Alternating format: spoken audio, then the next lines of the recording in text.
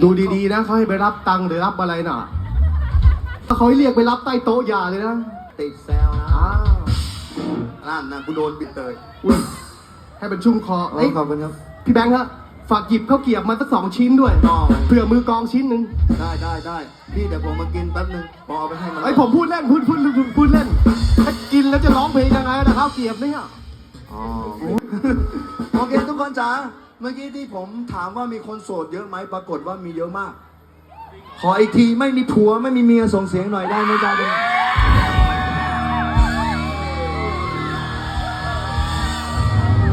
ผ่านเธอ